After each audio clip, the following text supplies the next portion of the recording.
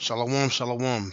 Back again with another lesson. I was watching a video that was done some days ago by Apostle Rhymelot, and the video is called "How Jake Became Hellenized," and it sparked my spirit to do a lesson. I did a lesson called "More Proof on How Jake Became Hellenized." This video right here, um, basically, I want to talk about Alexander the Greek and his dealings with the Jews. So that's basically what I'm gonna call this video. Alexander the Greek, or Alexander the Great and his dealings with the Jews. Because this is another aspect of you know, the Hellenization of Jake, or put it like this, before Jake became Hellenized. That's pretty much what this is gonna cover right here. So let me start here, and I'm gonna read here in Maccabees, and then I'm gonna do a lot of reading in the Josephus, and then come back to Maccabees. Um, so I'm gonna start here. Maccabees 1:1. And it came to pass after that Alexander, son of Philip the Macedonian, who came out of the land of Chittim, had smitten Darius, king of the Persians and the Medes, that he reigned in his stead the first over Greece, and made many wars and won many strongholds, and slew the kings of the earth. So, that's the history of Alexander the Greek. After the death of his father, Philip the Macedonian, Alexander comes into power. Like it says, he was the first king over Greece. First king over Greece. And he made many wars. He won many strongholds. He slew all the kings of the earth. I mean, he just took them down. Alexander was moving like lightning and went through to the ends of the earth and took spoils of many nations, and so much that the earth was quiet before him. In other words, nobody had an answer for him. Whereupon he was exalted, his heart was lifted up, and he gathered a mighty strong host and ruled over countries and nations and kings who became tributaries unto him. And after these things he fell sick and perceived that he should die. Wherefore he called his servants, such as were honorable, and had been brought up with him from his youth, and parted his kingdom among them while he was yet alive. And those four men, those generals, those four men who were with him, was talking about Cassander, Lysimachus, Ptolemy, and Seleucus. Those were the four guys that were running with him. But now I just wanted to open up just reading a little bit about Philip, Alexander, some of the wars this is just in brief. Basically, this is Alexander in the summation. It's right there in Maccabees. I'm going to come back to it. Now I'm going to go to the Josephus, and I'm going to go to Antiquity of the Jews, Book 11. And Book 11, Chapter 8. And I'm going to go down to the third paragraph. And I'm going to read from here. It's going to be a lot of reading. But I have to read through this to go into what I'm going to go into. Because it's going to lead into it. Antiquity of the Jews, chapter 11, book 8, paragraph 3. About this time, it was that Darius heard how Alexander passed over the Hellespont and had beaten his lieutenants in the battle at Granicum, and was proceeding further, whereupon he gathered together an army of horse and foot, and determined that he would meet the Macedonians before they should assault and conquer all Asia. So he passed over the river Euphrates and came over Tarsus and the Cilician mountain. And at Issus of Cilicia he waited for the enemy, as ready there to give him battle. Upon which Sanballat was glad that Darius had come down, and told Manasseh that he would suddenly perform his promise to him, and this as soon as Darius should come back. Now, Sanballat was a Samaritan. Um, Basically, he's a Kuthian, and the Kuthians are basically Persians that were brought into the land of Samaria, going back to the time of the Assyrian captivity, when the Assyrian king took the 10 tribes out of Israel, the northern part, and then he brought, it tells you, men from Babylon, men from Cutha, men from Ava, so on and so forth. The men from Babylon, those were Ethiopians or Cushites. The men from Cutha were Persians. So this guy Sanballat that's mentioned here in the Josephus, he was actually a Persian. Um, Real quick, just to make that point, we go to the Josephus. We're going to go stay in the Josephus. We're going to go to the Antiquity of the Jews, chapter 11, and we're going to go chapter 11. And as a matter of fact, no, I'll stay in this one because it's bigger. You can read it better.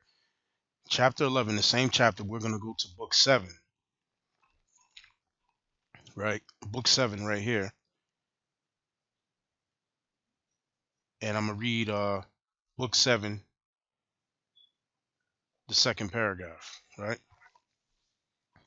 Book 7, chapter 2, basically. Now, when John had departed his life, this was who was the high priest at the time. So when the high priest died, then the one who came in his stead, his son Jaddua, succeeded in the high priesthood. He had a brother whose name was Manasseh. Now there was one Sanballat who was sent by Darius, the last king of Persia, into Samaria. He was a Kuthian by birth. The Kuthian or Kuthians are East Indians. They're basically Persians. Because as you see, Sanballat was sent by Darius. Who was Darius? Darius was the king over the Persians and the Medes. And he was the last king of the Persian and the Mede Empire. Darius was a Persian. So he was sent by Darius, the last king of Persia, into Samaria. He was a Kuthian by birth, of which stock were the Sumerians also. So I just wanted to make that point on who Sanballat was. So let me go back here to the Antiquity of the Jews, chapter 11, book 8.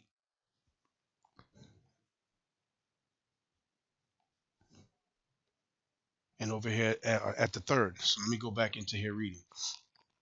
It says, upon which Sanballat was glad that Darius was come down, and told Manasseh that he would suddenly perform his promise to him, and this as soon as ever Darius should come back after he had beaten his enemies. Now Manasseh was the brother of the high priest.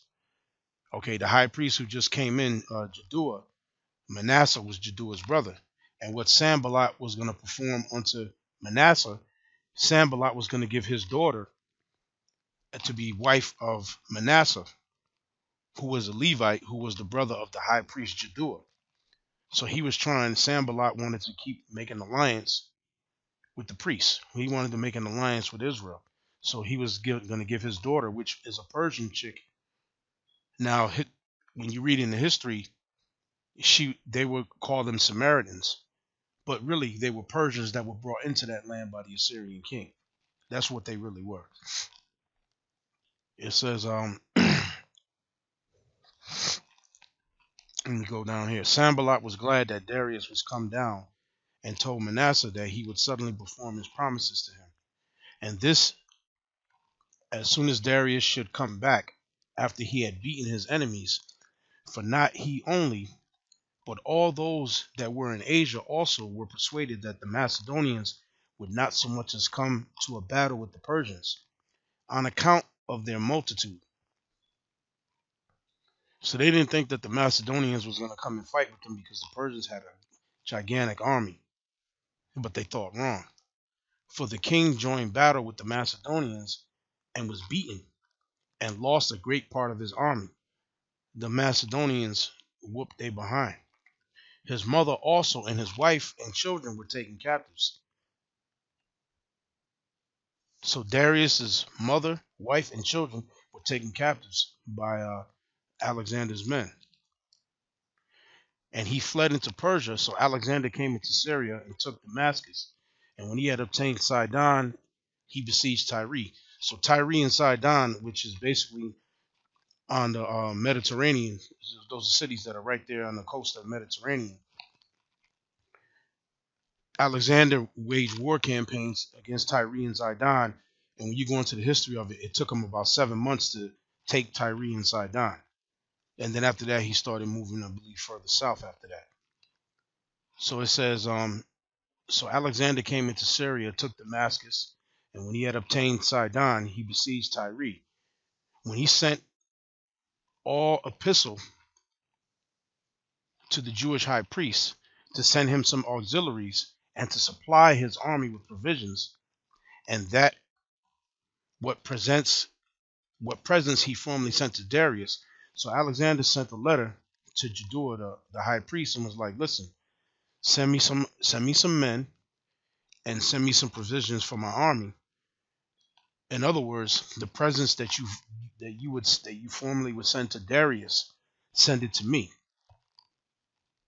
So that's what's going on here. So he would now send him and choose the friendship of the Macedonians. So he's telling them, "Look, send me warriors so that I can use to fight in my campaigns, and I need some provisions. And then the Macedonians will basically be your friends. Will be cool with you."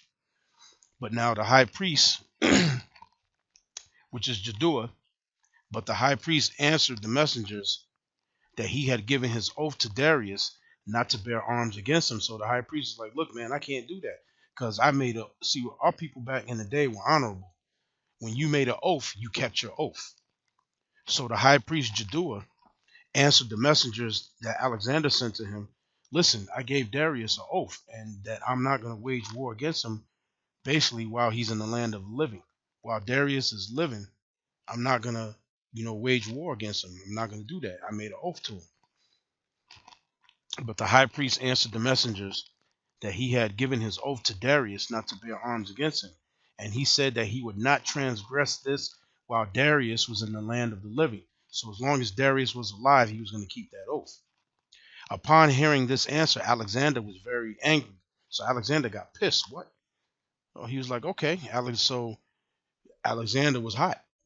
It says Alexander was very angry, and though he determined not to leave Tyre, which was just ready to be taken, yet as soon as he had taken it, he threatened that he would make an expedition against the Jewish high priest, and through him teach all men to whom they must keep their oaths.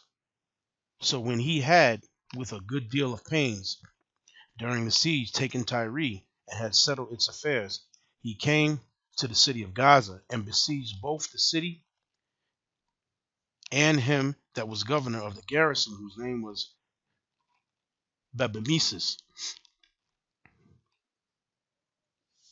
Okay, chapter 4. But Sanballat thought he had now gotten a proper opportunity to make his attempt. So he renounced Darius, and taking with him 7,000 of his own subjects, he came to Alexander. So this dude Sanballat, who was actually a Persian, he was one of Darius's people that was living in Samaria. He was a Persian that was in Samaria, which goes back again, like I said, back to the time when the Assyrian king sent those foreigners into the northern part of Israel because the 10 tribes, he pulled them out of there. And Sanballat was one of those people, the Kuthians. So it says, now Sanballat seen an opportunity that he can get on Alexander's good side because he's seen that, look, Darius was about to be out of there. So he basically jumped ship. So so Sanballat, though he had gotten a proper opportunity to make his attempt, so he renounced Darius. He kicked Darius to the curb, and taking with him 7,000 of his own subjects, he came to Alexander. So he came to Alexander and said, look, I got 7,000 men. You can have these men to use them for your war, and we're going to pledge an allegiance to you. And finding him beginning the siege of Tyre, he said to him that he delivered up to him these men who came out of places under his dominion, and did gladly accept of him for his lord instead of Darius, and said, listen, you're my lord, you're my ruler over me. He bowed to Alexander. So when Alexander had received him kindly, Sanballat thereupon took courage and spake to him about his present affair. He told him that he had a son-in-law, Manasseh, who was brother of the high priest Jaddua, and that there were many others of his own nation now with him, that were desirous to have a temple in the places subject to him, that it would be for the king's advantage to have the strength of the Jews divided into two parts, lest when the nation is of one mind and united upon any attempt for innovation, it prove troublesome to kings, as it had formerly proved to the kings of Assyria. Whereupon Alexander gave Sanballat leave to do so. So he said, listen, I want to take my brother-in-law, who is an actual Jew, who is the brother of the high priest Jaddua, and I want to set up a temple over here and have him be the high priest over that temple. So basically, it was a divide and conquer tactic. He was telling Alexander, you should do that so the Jews will be divided, because if they're together in one mind, it could prove to be troublesome for kings. So Alexander said, yeah, okay, go do that. So I know it's a lot of reading, but I'm gonna get to my point, because the point is Alexander's dealings with the Jews, how Alexander dealt with the Jews. That's the point of this lesson. So it's a lot of reading here in the history. It says, whereupon Alexander gave Sanballat leave to do so, who used the utmost diligence and built the temple and made Manasseh the priest, and deemed it a great reward that his daughter's children should have that dignity. But when the 7 months of the siege of Tyre were over, and the 2 months of the siege of Gaza, Sanballat died. Now Alexander, when he had taken Gaza, made haste to go up to Jerusalem. So Alexander was flying. He made haste to go up to Jerusalem because he was pissed that the high priest didn't send him men that he needed to use in his army and provisions for the soldiers. And Jaddua the high priest, when he heard that, when Jaddua heard Alexander was on his way, he was shook. He was shook. It says, in Jaddua the high priest, when he heard that, was in an agony and under terror, as not knowing how he should meet the Macedonians, since the king was displeased at his foregoing disobedience. He therefore ordained that the people should make supplication and should join with him in offering sacrifice unto the Most High, whom he besought to protect the nation and to deliver them from the perils that were coming upon them. Whereupon the Most High warned him in a dream, which came upon him after he had offered sacrifice, that he should take courage and adorn the city and open the gates. So he was afraid, he was shook, he was terrified. The Most High showed him in a dream, listen, don't be scared. He said, look, adorn the city, open the gates, and let Alexander, let them come into the city. Don't put up a resistance. There was a reason for it. So after the Most High sent him that dream, he did exactly what the Most High told him. Whereupon the Most High warned him in a dream which came upon him after he had offered sacrifice, that he should take courage and adorn the city, open the gates, that the rest should appear in white garments, but that he and the priest should meet the king in the habits proper to their order, without the dread of any ill consequences. So don't worry about no consequences. Have everybody else dressed in white, but you and the priest, you are going to sit there and you're going to meet Alexander straight up. And don't worry about no consequences. Nothing's going to happen to you. Which the province of the Most High would prevent. Upon which, when he arose from his sleep, he greatly rejoiced and declared to all the warning he had received from the Most High. According to which dream he acted entirely, and so waited for the coming of the king. So when he awoke from his dream, and he told everybody what the Most High warned him about in the dream. So he acted accordingly. Chapter 5. It says, and when he understood that he was not far from the city, he went out in procession with the priests and the multitude of the citizens. The procession was venerable, and the manner of it different from that of other nations. it reached to a place called Saphah, which name translated into Greek signifies a prospect. For you have thence a prospect both of Jerusalem and of the temple. And when the Phoenicians and the Chaldeans that followed him thought they should have liberty to plunder the city, this is the Phoenicians and the Chaldeans. The Chaldeans, those are Babylonians, Cushites. When they followed Alexander, because Alexander subdued them, they followed Alexander, and they thought that they were going to have liberty to come and torment Jaddua the high priest, kill him, and that they were going to rob the temple. So that's what they thought that they was about to do. So they were licking their chops. They're like, okay, we about to get these Jews now. And when the Phoenicians and the Chaldeans that followed him, they followed Alexander, thought they should have liberty to plunder the city and torment the high priest to death, which the king's displeasure fairly promised them, the very reverse of it happened. So they thought they was getting ready to get busy. They were looking at chops. They were about to think they're going to torture the king, torture the priest Jaddua, and torture the rest of Israel. And the very reverse thing happened, because the Most High sent Jaddua that dream that, listen, don't worry about nothing. Nothing's going to happen. Open up the gates, let them come in. Nothing's going to happen to you. Don't worry, everything's going to be fine. And that's exactly what Jaddua did.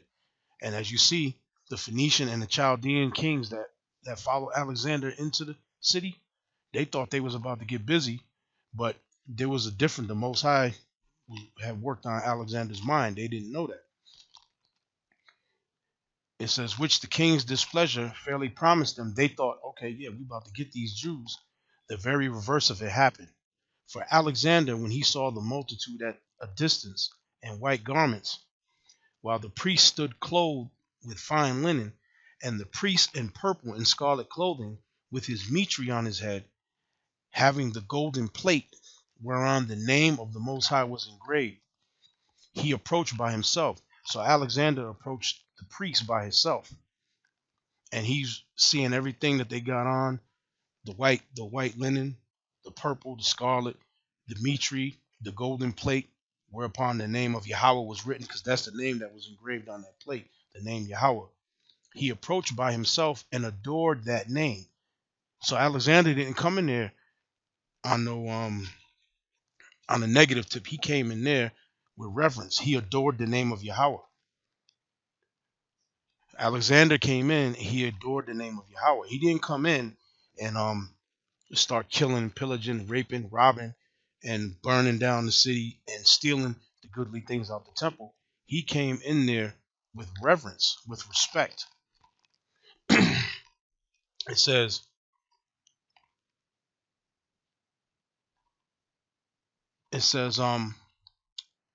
with his mitre on his head, having a golden plate whereupon the name of Yahweh was engraved, he approached by himself. Alexander approached them and adored that name. He adored the name Yahweh. And first saluted the high priest. So then Alexander saluted the high priest. The Jews also did all together with one voice salute Alexander. So Alexander came, he adored the name Yahweh, he saluted the high priest, and then the rest of the Jews that were round about, they turned and they saluted Alexander and encompassed him about. Whereupon the kings of Syria and the rest were surprised at what Alexander had done. So these other kings who were with Alexander, who were running with him, thought that they was going to run roughshod over. They was like, what the hell is going on? They were surprised. See, Alexander, then he came down on Jerusalem with respect. That's why I'm calling this Alexander the Great in his dealings with the Jews, right? And this is how he dealt with us. It says, the Jews did also all together with one voice salute Alexander and encompass him about. Whereupon the kings of Syria and the rest were surprised at what Alexander had done and supposed him disordered in his mind. They thought something was wrong with him in his mind. However, Parmenio alone went up with him and asked him how it came to pass that when all others adored him, he should adore the high priest of the Jews. He asked him a question. This was one of the guys who was with him, who came up with him while he was going towards the priest. So he asked Alexander this question. So this is what Alexander says to him, to whom he replied, I did not adore him, but that Yahweh, who hath honored him with his high priesthood. For I saw this very person in a dream, in this very habit, when I was at Dios in Macedonia. So Alexander said, look, I saw this same man, this priest, in a dream when I was at Dios in Macedonia. I seen this man in my dream, who, when I was considering with myself how I might obtain the dominion of Asia, exhorted me to make no delay, but boldly to pass over the sea thither, for that he would conduct my army, and would give me the dominion over the Persians. Whence it is that, having seen no other in the habitat, and now seeing this person in it, and remembering that vision, and the exhortation which I had in my dream, I believe that I bring this army under the divine conduct, and shall therewith conquer Darius, and destroy the power of the Persians, and that all things will succeed according to what is in my own mind. So he said, look, I received a vision that this man told me, basically, look, that I'm going to get the dominion over the Persians.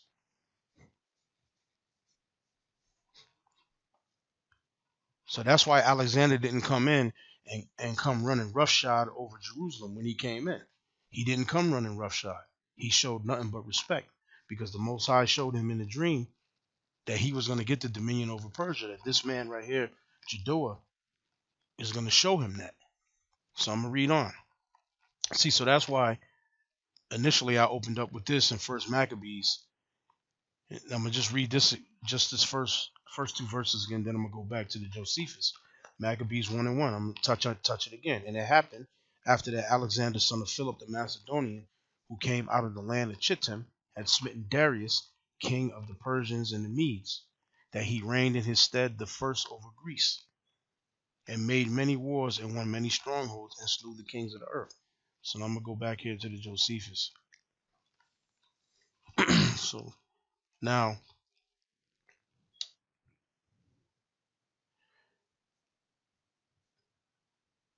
right, he says here, I believe that I bring this army.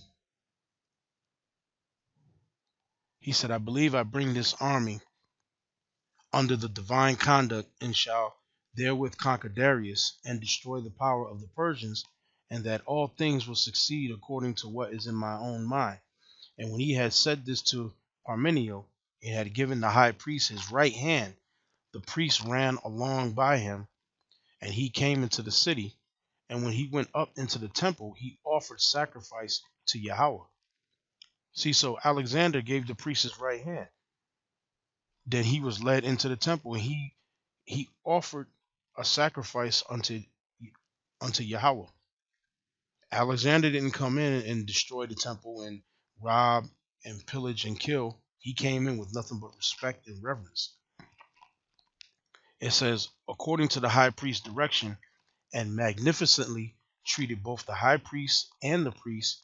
And when the book of Daniel was showed him, wherein Daniel declared that one of the Greeks should destroy the empire of the Persians, he supposed that himself was that person intended, which is true, because they showed him in the prophecy that, look, you're this guy in the book of Daniel. And where that's at, and that's here in the book of Daniel's the 8th chapter. Which I'm not going to read the whole thing. I'm just going to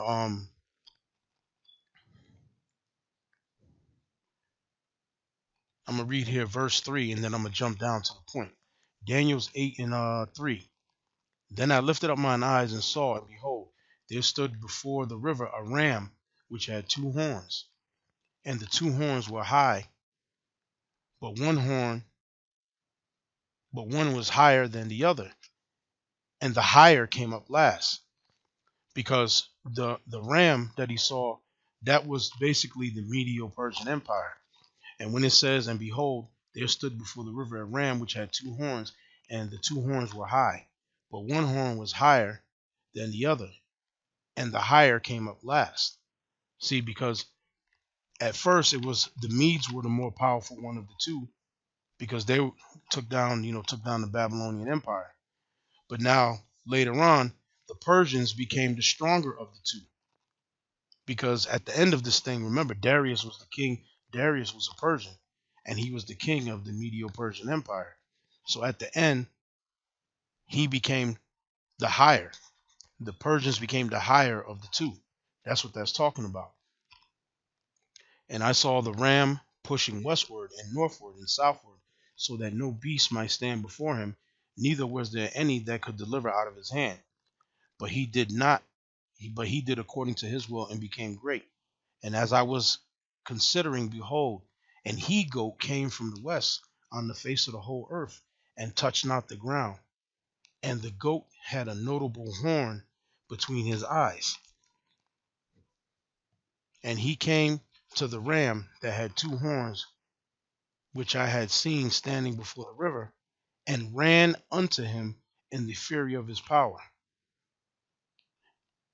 And I saw him close unto the ram, and he was moved with choler, choler's anger against him, and smote the ram, and brake his two horns, and there was no power in his hand, and in the ram, to stand before him, but to cast him down to the ground and stamp upon him, and there was none that could deliver out of his hand. That's talking about when Alexander had killed Darius, the king of the Medo-Persian Empire, and put them down and made them tributaries unto him. He laid them down swiftly. That's what that's talking about. This is what the priest Jaddua and the priest showed him in the book of Daniel. They showed him this right here. Said, that's you. That rough goat, that's you. So that's what they were talking about in the Josephus. Now I'm gonna jump down here to the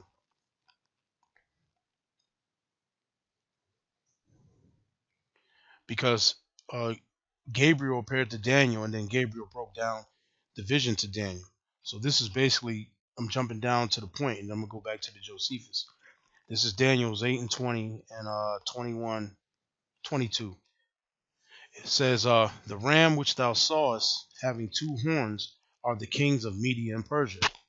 That's who it was. The ram that Daniel saw in the vision. This is Gabriel breaking it down to him.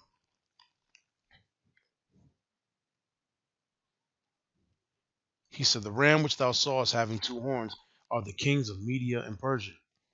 Verse 21, Daniel 8 and 21. And the rough goat is the king of Grecia, and the great horn that is between his eyes is the first king.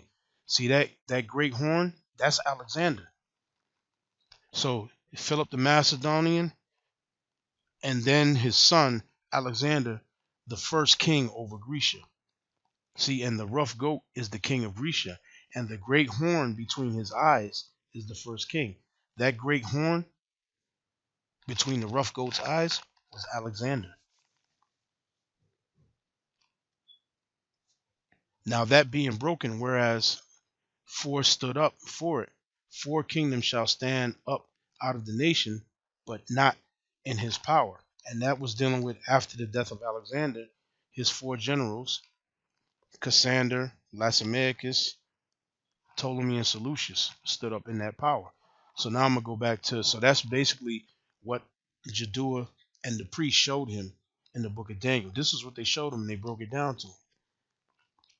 So back here in Maccabees, first Maccabees breaks down what Daniel's the 8th chapter is talking about. In a nutshell, it's talking about what Daniel's the 8th chapter is talking about. So I'm gonna just read it again just to recap it. First Maccabees 1 and 1. Then I'm gonna go back to the Josephus. And it happened that Alexander, son of Philip the Macedonian, who came out of the land of Chittim, had smitten Darius, king of the Persians and Medes, that he reigned in his stead the first over Greece. There he goes. The rough goat and the horn that was in between is the first king, Alexander, the first king over Greece, and made many wars and won many strongholds and slew the kings of the earth, and went through the ends of the earth and took spoils of many nations, insomuch that the earth was quiet before him, whereupon he was exalted in his heart and lifted up. Nobody had an answer for him. And he gathered a mighty strong host and ruled over countries and nations and kings who became tributaries unto him. And after these things he fell sick and perceived that he should die. Wherefore he called his servants, such as were honorable and had been brought up with him from his youth and parted his kingdom among them while he was yet alive. So then Alexander reigned 12 years, then he died. And his servants bare rule, every one in his place. And after his death, they put crowns upon themselves. So did their sons after them many years, and evils were multiplied in the earth. And this really happened after the death of Alexander. What I'm saying is, I'm not saying that Alexander was an evil and wicked, but the evils were multiplied exceedingly after the death of Alexander with them four generals, and mainly with the two, and Ptolemy and the Seleucid line. They was giving us all kind of hell after the death of Alexander, because while Alexander was alive, he was cool with us. And I'm gonna keep reading on in the Josephus, because there were some things that Alexander promised to Judua that he fulfilled. So I'm gonna read so I'm gonna go back here to Antiquity of the Jews, book 11, chapter 8. We're still like in the 5th paragraph here. Let me see.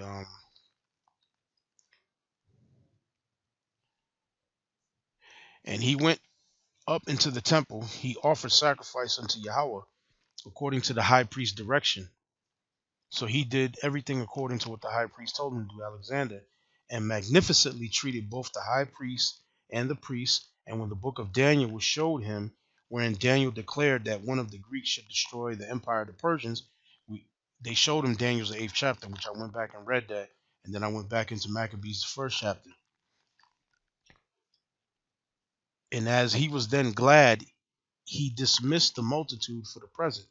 But the next day he called them to him and bid them ask what favors they pleased of him. So Alexander the next day said, listen, what favors do you need of me? He didn't come in and rob the temple. He didn't stop the sacrifice or none of that, as you see right here. So it says, and as he was then glad, he dismissed the multitude for the present. But the next day he called them to him and bid them. So he asked the multitude of the Jews, bid them ask what favors they pleased of him. Whereupon the high priest desired that they might enjoy the laws of their forefathers and might pay no tribute on the 7th year. He granted all they desired. He said, listen, we want to keep observing our laws and we don't want to pay no tribute. And Alexander said, okay, you got it.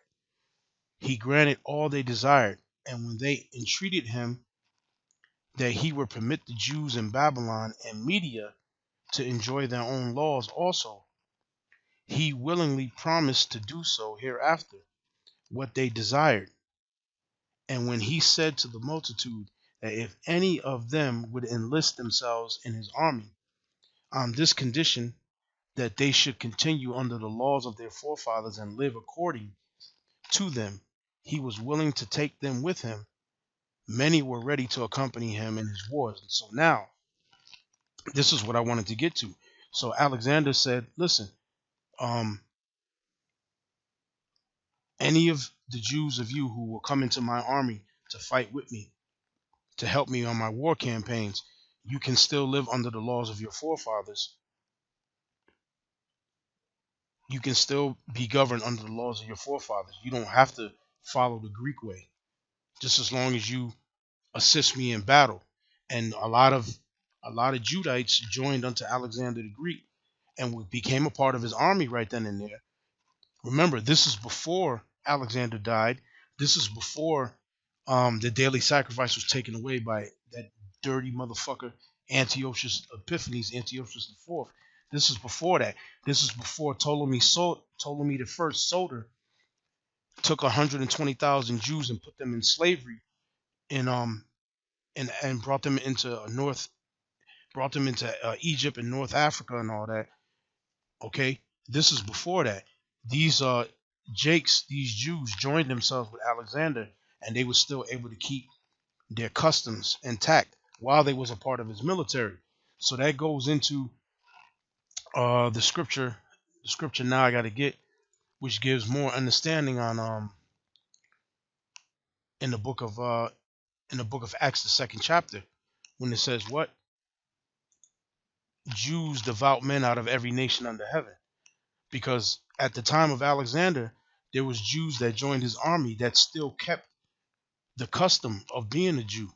They knew they had to come 3 times a year. They knew they had to keep the Passover. They knew they had to keep the day of Pentecost. Okay, they kept the Feast of Unleavened Bread. But they were among Alexander, and of course, they picked up and learned the Greek language while they was there with them. You know that had to happen, so that gives a little bit more understanding of Acts 2. Let me see. Yeah, start here in the 5th chapter, Acts 2 and 5. And there were dwelling at Jerusalem Jews, devout men out of every nation under heaven.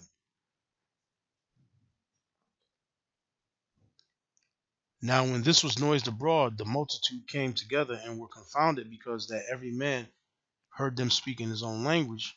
And they were all amazed and marveled, saying one to another, Behold, are not these which speak Galileans? And how hear we every man in our own tongue when we were born? Parthians, Medes, and Elamites, and the dwellers in Mesopotamia, and in Judea, and Cappadocia, and in Pontus, and in Asia, Phrygia, Pamphylia, and Egypt, and in parts of Libya and Cyrene, strangers in Rome. Libya and Cyrene, that's I believe North Africa. Egypt, Libya, Cyrene, and strangers in Rome, Jews and proselytes. Cretes and Arabians, we do hear them speak in our tongues the wonderful works of the Most High. So when Alexander came in, again, he granted the priests that the desire, you don't have to pay tribute to me. You can stay governed by your laws, and any of them, I'm gonna read it again. It says, and when he entreated him that he would permit the Jews in Babylon and Media to enjoy their own laws, also he willingly promised to do hereafter what they desire. And when he said to the multitude that if any of them would enlist themselves in his army on this condition, that they should continue under their laws of their forefathers and live according to them, he was willing to take them with him. Many were ready to accompany him in his wars. So Alexander came and he made a league with the high priest Jaddua, and then you had Israelites Jews that joined his army. Then, now this was Israel didn't become Hellenized at this time. They became a part of Alexander's army, but they were still keeping the Jewish customs. Now, of course, they did eventually learn the Greek language, because that's who they were amongst. It was amongst Alexander. They were amongst Greeks, and they were amongst even other nations, because Elam was there, Phoenicians was there, so on and so forth. So that they picked up the Greek language while they were there, but they still kept the customs of their forefathers.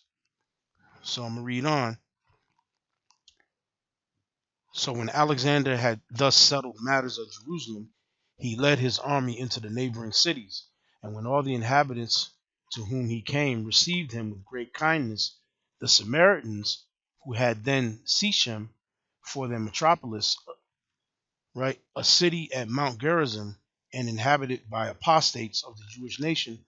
The apostates were Israelites who basically were accused of breaking the law, and they fled and went amongst the Samaritans, because Shechem was actually the capital of Samaria during the time when the kingdom of Israel was there in that land. At that time, the Kuthians, men of Babylon and men from Ava and all that, were in the land of Samaria. So these apostates, they ran because they were being accused of something, whether they might have been innocent or even they might have been guilty of it. They ran into Shechem and they sought refuge, and they stayed there among the Samaritans. These were actual Jews. These apostates were actual Jews. It says Seeing that Alexander had so greatly honored the Jews, determined to profess themselves Jews. See, so now the Samaritans, right, they were coming to try to profess themselves Jews, but they weren't. See, that's why Yahushua said in John the 4th chapter, for the Jews have no dealings with the Samaritans. Them Samaritans were fucking scumbuckets, man. Them Samaritans, they were goddamn scumbuckets, man. It says, because now these Samaritans seeing that Alexander was cool with the Jews, now they wanted to jump in there, and they wanted to get up in there and make a league with Alexander, or basically saying that, look, we're Jews too, accept us. They were fucking scumbuckets, and it's gonna explain here towards the end of here in the Josephus. I'm gonna read again. It says, so when Alexander had thus settled matters at Jerusalem, he led his army into the neighboring cities, and when all the inhabitants to whom he came received him with great kindness, the Samaritans, who had then Shechem for their metropolis, seeing that Alexander had so greatly honored the Jews, determined to profess themselves Jews. See, now they want to say, hey, look, we're Jews. Seeing that Alexander had honored us, now these bum ass Samaritans are coming saying, hey, look, we're Jews too. Now check this out. For such is the disposition of the Samaritans, as we have already elsewhere declared, that when the Jews are in adversity, they deny that they are kin to them, and then they confess the truth. Right? So when we're in adversity, the Samaritans say, we're not Jews. We're we're Ethiopians. We're Persians. We're Ethiopians. We're Persians. We have no kinship with the Jews at all. When we are in adversity, these Samaritans say, oh nah, we have no kinship with them. But when things are good for us, the Jews, now the Samaritans are like, hey, look, we're Jews. We have kinship with the Jews. We're Jews too. The Samaritans were fucking total pieces of shit. And that's why Yahushua said in John the 4th chapter, let me get John 4. See, this is something that the Christian church has no understanding of. See, because they just think that the Lord loved everybody. When we go to the story, when it pulls up, my computer moving kind of slow right now. Okay, here we go. Now this is the devil operating. All right. So when he talked to the woman at the well, right? When Yahushua went into Samaria and he spoke to the woman at the well, and he had said, I'm just going to go to the point.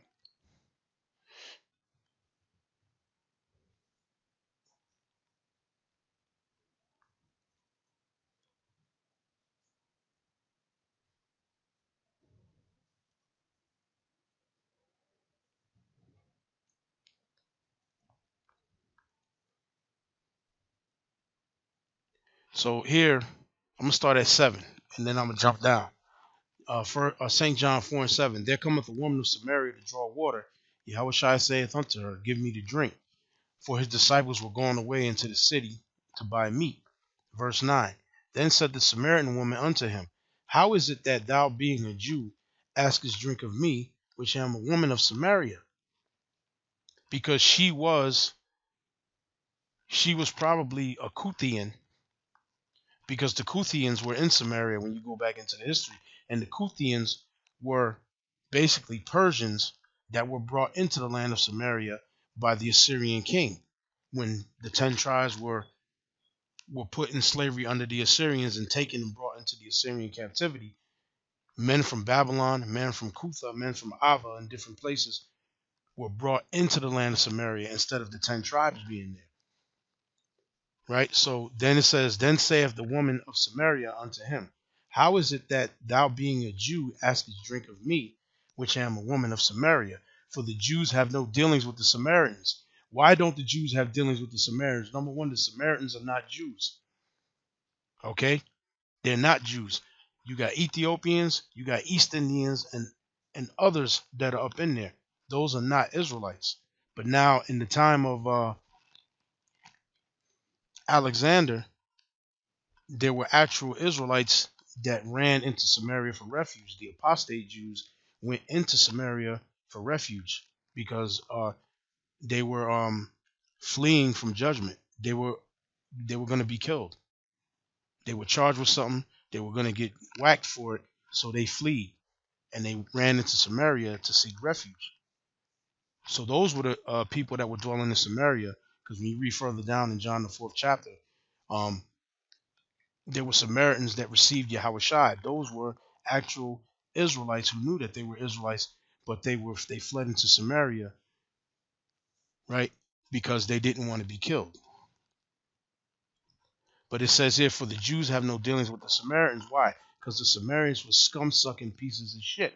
As it shows you here in the Josephus, when the Jews are in peril, the Samaritans, they tell the truth that, look, we're not Jews. I'm gonna read it again. It says, because the Samaritans, they were a bunch of opportunists, seeing that Alexander had so greatly honored the Jews, determined to profess themselves Jews. This is the Samaritans. For such is the disposition of the Samaritans, as we have already elsewhere declared, that when the Jews are in adversity, they deny that they are kin to them. So when we're having problems, the Samaritans deny that they are kin to us, and then they confess the truth. The truth is that they're not Israelites. They're not kin to us. Okay, they were heathens that were brought into the land and learned the law. That's it. That's the truth. But when they perceive that some good fortune hath befallen them, they immediately pretend to have communion with them, saying that they belong to them, and derive their genealogy from the posterity of Joseph, Ephraim, and Manasseh. See? Then when things are going good for us, then they want to latch on like like the fucking scumbags they are, and say that, hey, our genealogy is from Joseph, Ephraim, and Manasseh. So now, going back to John the 4th chapter, now you understand when it says, for the Jews have no dealings with the Samaritans. That's why. Because the Samaritans were fucking pieces of shit. And they weren't Israelites anyway. It says, accordingly, they made their address to the king with splendor and showed great alacrity in meeting him at a little distance from Jerusalem. And when Alexander had commended them, the Sichemites, those are Samaritans, approached to him, taking with them the troops that Sanballat had sent him, and they desired that he would come into their city and do honor to their temple also, to whom he promised that when he returned he would come to them. And when they petitioned that he would remit the tribute of the 7th year to them, because they did but sow thereon, he asked who they were that made such a petition. And when they said that they were Hebrews, but had the name of the Sidonians living in Sechem, he asked them again whether they were Jews. And when they said they were not Jews, it was to the Jews, he said, that I granted that privilege. So then the truth, see, this is the truth about the Samaritans. They're telling you, right? They said that they were Hebrews, right? And when they said that they were Hebrews, but had the name of the Zidonians, right, living in Sechem, he asked them again, Alexander asked them again, whether they were Jews. And when they said they were not Jews, it's the truth. The Samaritans are not Jews, for the Jews have no dealings with the Samaritans. It was to the Jews, said he, that I granted that privilege. So, look, I granted that privilege to the Jews that they weren't going to pay no tax and pay no tribute. Not you. You ain't the Jews. You're not Jews. For the Jews have no dealings with the Samaritans. John the 4th chapter. It says, it was to the Jews, this is Alexander, it was to the Jews, said he, that I granted that privilege. However, when I return and am thoroughly informed by you of this matter, I will do what I shall think proper. And in this manner he took leave of the Sichenites but ordered that the troops of Sanballat should follow him into Egypt, because there he designed to give them lands, which he did a little after in Tobias, when he ordered them to guard that country. So Alexander was like, listen, that privilege I gave to the Jews. You're not Jews, so I'm not giving that privilege to you. And you see how these fucking Samaritan bastards, how these bastards are? They were a bunch of fucking lowlifes. Okay, they were a bunch of lowlifes. That's why the scripture said, for the Jews have no dealings with the Samaritans. I know this lesson is long, and I'm doing a lot of reading of the history in the Josephus, but it's just to prove points about certain things that are mentioned in the scriptures, like John the 4th chapter, for instance. Now I'm gonna read this last verse. Now, when Alexander was dead, the government was parted among his successors, but the temple upon Mount Gerizim remained. And if anyone were accused by those of Jerusalem of having eaten things common, or having broken the Sabbath, or of any other crime of the like nature, he fled away to the Sichemites, which were those Samaritans, and said that he was accused unjustly. About this time it was that Jaddua the high priest died, and Onias his son took the high priesthood. That was the state of affairs of the people of Jerusalem at this time. So again, so the Samaritans are not Israelites, and it's right here in the Josephus. They're not Israel. They ain't Jews. They're transplants. And in times when times were good for us, they would attach themselves, say they're kin to us. But when things were going bad for us, they said, hell no, we're not Jews. And Alexander caught them in their lie right there. You're not Jews, so you're not getting this privilege that I granted the Jews. But the men that was given to me by Sanballat, you still gonna follow me and do your duty. And they're telling you here that when any were charged with breaking the oath, breaking the Sabbath, or eating foods that are unclean foods, and they said that they were accused unjustly, what did they do? They ran to Samaria, and they sought refuge in Samaria. So that's why here in John the 4th chapter, even though I'm gonna read the 9th verse again, John 4:9. Then saith the woman of Samaria unto him, how is it that thou, being a Jew, askest drink of me, which am a woman of Samaria? For the Jews have no dealings with the Samaritans. That's why the Jews had no dealings with the Samaritans. Number one, the Samaritans weren't Israelites. They were not Jews. They were a bunch of fucking imposters, lying sacks of shit, and opportunists. But then later on, when you go later on down here, you see that Yahushua spoke to this woman, and I'm gonna start here at the 15th verse. The woman saith to him, Sir, give me this water, that I thirst not, neither come hither to draw. Yahushua saith unto her, Go call thy husband, and come hither. Her husband was an actual Israelite. Going back to what we read in the Josephus, if there were any that were accused of breaking the Sabbath or eating anything common or unclean, right? They would run into Samaria and seek refuge there. So those actual Israelites that were in Samaria, those were the ones Yahushua was looking for. Her husband was one of them. It says, the woman answered and said, I have no husband. Yahushua said unto her, Thou hast well said, I have no husband. For thou hast had 5 husbands, and he whom thou now hast is not thy husband. And that saidest thou truly. The woman saith unto him, Sir, I perceive that thou art a prophet. Then she goes on. Now here she comes with that Samaritan bullshit.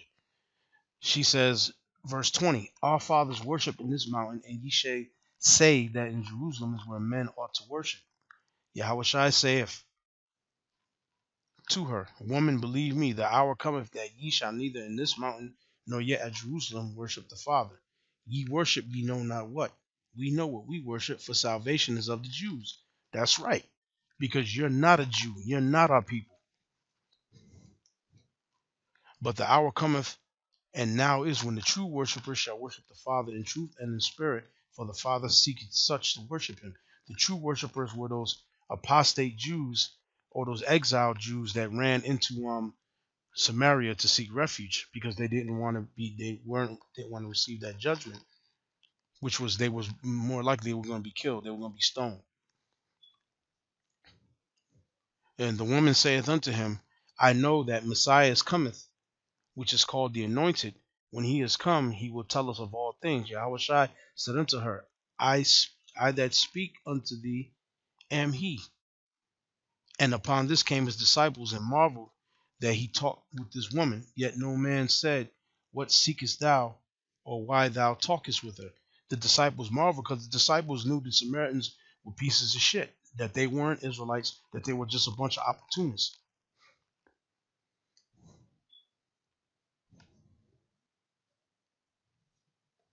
And then you had men, when you read on down, you had men there in Samaria that actually listened to Yahushua, which those were the actual Israelites, the apostate Israelites, apostate Jews that went there into Samaria.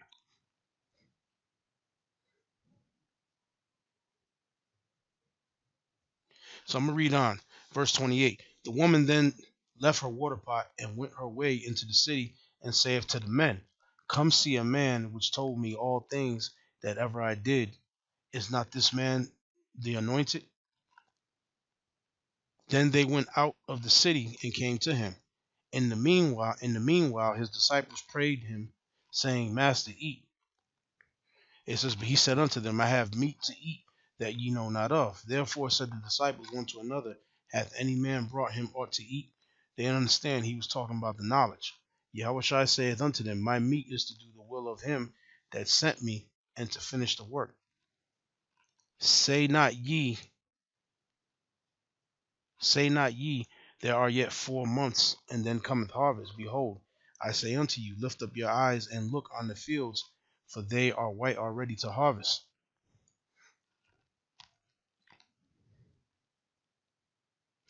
In verse 39, this is the point. And many of the Samaritans of the city believed on him for the saying of the woman, which testified, He told me all ever I did. So when the Samaritans were come unto him, they besought him he would tarry with them, and he abode there 2 days. And many more believed because of his own word, because those Samaritans that came down were actual the Jewish apostates that were among the Samaritans. Those were the people that came and believed, not them actual damn Samaritans. So that's pretty much what I wanted to cover. And I hope brothers learned something out of this. I know it was long. I know it kind of dragged on. I wasn't trying to make a 2-hour lesson, but I had to go through the history to prove the point. So with that, I'm going to give all praises to Yahweh, by Hashem Yahushai, by Hashem Kadash, and shalom to the apostles, elders, and the brethren throughout the 4 corners. Shalom.